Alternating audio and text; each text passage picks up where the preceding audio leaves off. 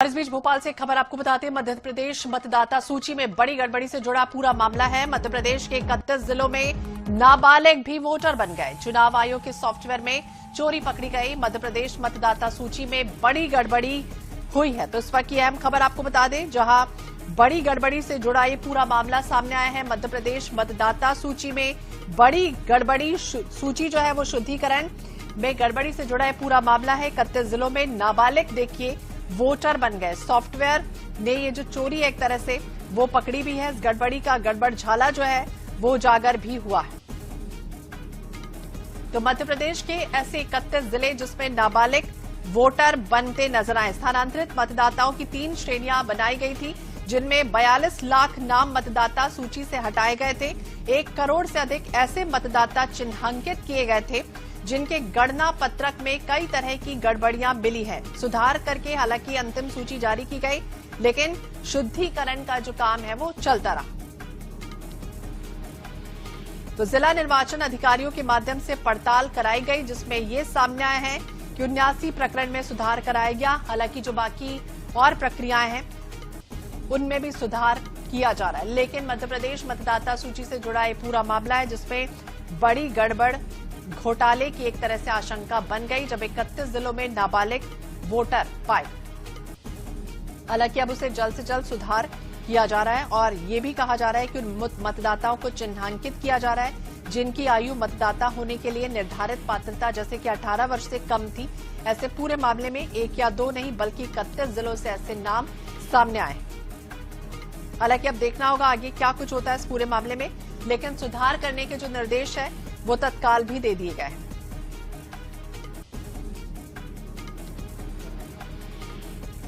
तो चुनाव आयोग से जुड़ा पूरा मामला है। मध्य प्रदेश मतदाता सूची में बड़ी गड़बड़ी पाई गई है।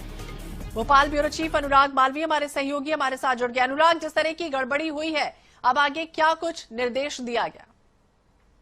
बिल्कुल, देखिए भाई बढ़िया हुई है और खास तौर पर अगर हम देखें तो आश्चर्यजनक रूप से नाबालिगों के नाम जो हैं इन मतदाता सूचियों में जुड़े हैं।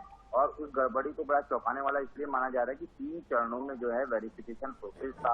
माना जा रहा है कि 3 चरणों में जो है वेरिफिकेशन प्रोसेस था और उसके बावजूद इस तरह की घटनाक्रम आए हैं। हालांकि इसको चुनाव आयोग के संज्ञान में अब आ गया है। चुनाव आयोग इस पे किस मोड ऑफ एक्शन में आता है इसका फैसला आज होगा और उसके बाद तय किया जाएगा कि कहां कहां पे लापरवाही हुई है, किन किन ने लापरवाही की है। 2 तरीके की चीजें होगी। एक तो जो मतदाता सूची है उनमें बदलाव तो नजर आएगा ही, कुछ लोगों पे इस लापरवाही के चलते कार्रवाई भी होने वाली है। पर चूंकि अभी सिर्फ ये मामला संज्ञान में आया है चुनाव आयोग के, तो थोड़ा इंतजार करना होगा। पर जिस तरह से इतने लंबे अरसे के बाद एसआईआर की प्रक्रिया हुई, इतनी लंबी चौड़ी प्रक्रिया हुई, इतना लंबा समय लिया गया, कई जगह ये भी आरोप लगाया गया कि जो लोग वाजिब थे, जो मतदाता हो सकते थे, उनके नाम कट गए। उसके उलट यहाँ एक नई खबर आ रही है कि जो अभी मतदाता हुए ही नहीं उनके नाम तक जोड़ दिए गए। तो निश्चित रूप से एक बड़ी लापरवाही इस मामले में सामने आई है। लेकिन बड़ी लापरवाही आखिरकार हुई कैसे, अनुराग? क्योंकि देखिए पहले इतना लंबा टाइम लगा, टाइम टेकिंग हुआ और उसके बाद इस तरह से इंफॉर्मेशन मिली, अब वही सुधार में काम फिर से समय पर पार।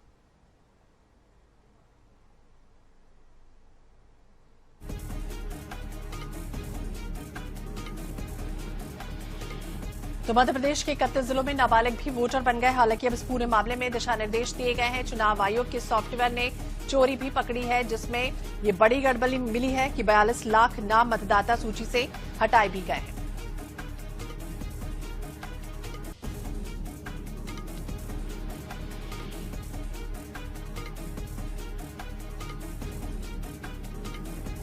तो मतदाता सूची से फर्जीवाड़े से जुड़ा ये पूरा मामला है, जब गड़बड़ी से सॉफ्टवेयर ने ये चोरी पकड़ी है। एमपी मतदाता सूची में बड़ी गड़बड़ी पाई गई। तो गहन पुनरीक्षण एसआईआर की जो प्रक्रिया है वो हुई थी। मृत 2 स्थानों पर नाम स्थायी रूप से स्थानांतरित मतदाताओं की 3 श्रेणियों को मिलाया गया था, यानी कि कुल 42 लाख नाम मतदाता सूची से हटाए गए। 1 करोड़ से अधिक ऐसे मतदाता चिन्हांकित किए गए जिनके गणना पत्रक में कई तरह की गलतियां मिली थी। सुधार करके हालांकि अंतिम सूची जारी की गई, लेकिन शुद्धिकरण का काम 7 साल भी चलता रहा।